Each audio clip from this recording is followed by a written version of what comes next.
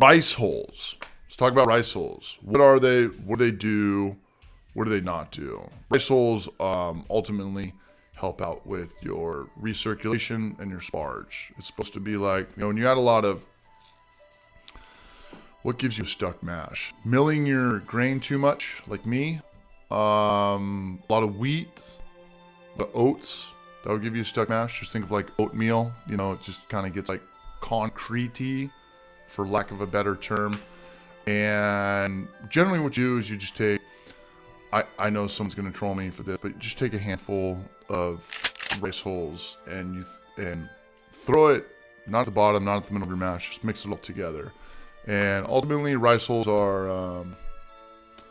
how would you explain this? Like the skeleton of a rice grain, or like the shell of a rice grain. And you're not gonna extract anything from it. So that's pretty much its purpose. You're not gonna like pull any flavors or sugars from it. As far as water absorption, I don't think it's gonna absorb that much water, any at all. So I wouldn't probably adjust any water. I wouldn't. If you want, hey man, add another quart of water in there. Like at most you're gonna lose that from rice hulls, and that I don't have experience with. I don't have data for it. That's just the very homebrew for life way of thinking about. Does rice hulls soak up? Do dead bodies soak up water? Probably not. Do skeletons absorb water? No. Do lobster shells absorb water? Probably not. But maybe I deserve to get trolled for, not trolled, but just somebody tell me that it does absorb water. For the sake of the video, it does not, from my experience. I never had rice hulls, and I'm like, shit. I only got 4 gallons in my kettle now. It doesn't happen. But long story short, like I just said, it's for it's not even like people use rice hulls to get to prevent a stuck mash. I think it just makes a better mash.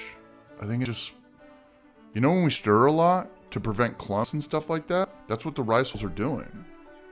They break all that stuff up. They separate the clumps. That'd be a good YouTube video. Do you not have to stir if you're using rice hulls?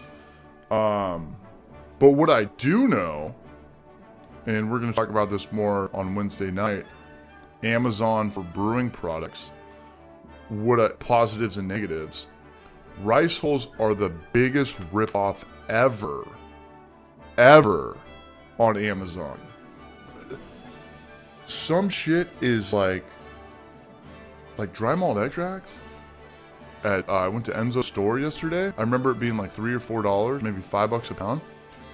On Amazon, it's like $15 a pound. It's 3 times the price. And hey, not everybody has, homebrew stores and availability all the same. Talk to Hellbrews, it's tougher for him to get stuff down there in the southern tip of Mexico and Central America. But I went to Enzo's store yesterday, Carlsbad Brew Supply. I bought 4 pounds. I think it was like, I gave him a $5 bill, and I still got change back. It's the shell of rice.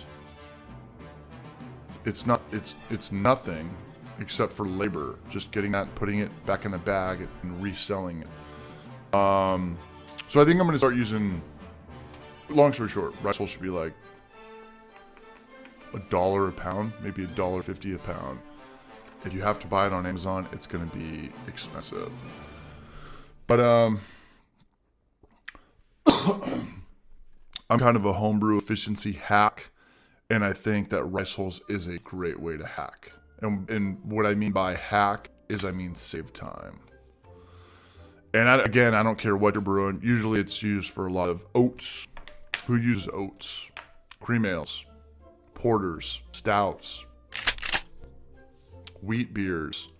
Wheat beers can cause a stuck mash, but most German beers. Wheat beers, Berliner Weisses, Hefts, American wheat beers, rice hulls. But I think I'm going to start using rice hulls for every beer, because I think I'm going to get more sugar if I just grab a handful and just throw it in there.